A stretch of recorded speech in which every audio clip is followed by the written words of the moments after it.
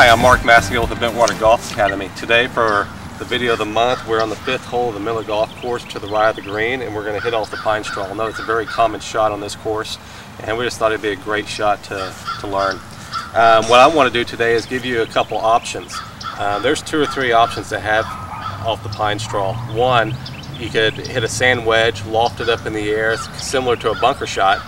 The second one, take about a 9-iron, put it back in your stance and hit a bump and run. And really 3, if you got a really, if there's not much grass in front of you at all, you could even putt it, so we can keep it on the ground as much as you can. So I'm going to explain all 3 of those shots. First of all, if we're hitting, this is probably for the low handicapper. If we're hitting a sand wedge or a lob wedge, we want to pretty much play this as a bunker shot. We are going to open the club base, open up our stance. Our weight is going to be on our front foot. We're going to be picking the club up and making sure, the key is making sure we get down into the ground and into the pine straw. So I'm going to go ahead and demonstrate that shot.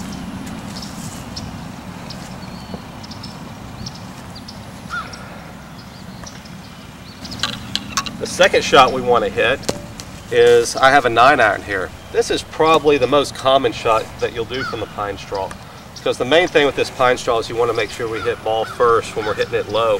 Is so our feet are going to be a lot closer together, like a bump and run. Our ball's back in our stance, and the handle of the club and our weight is going to be forward, leaning towards the target. So again, let's go ahead and hit this shot. When we hit this shot, we're going to be trying to land it in between here and the front edge of the green. So we're going to land it 10 or 15 feet short of the green and let it roll. And then lastly, you know, this might be for the higher handicapper that has a hard time chipping or something like that. You can even just grab your putter, get in your putting stance, and just roll it the rest of the way. So remember, for the low handicapper for this shot, we have a chance of, we have more choices. I would say you have a chance to hit all 3 of those shots.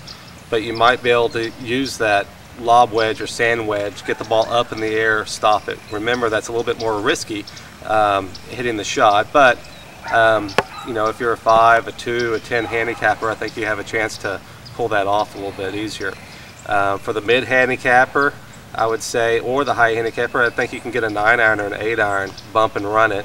And also you have a last option of just getting the ball on the green. Remember, you've gotten yourself in a little bit of trouble, so let's get out safely, get on the green and try and 2-putt, and then we go on and play the next hole.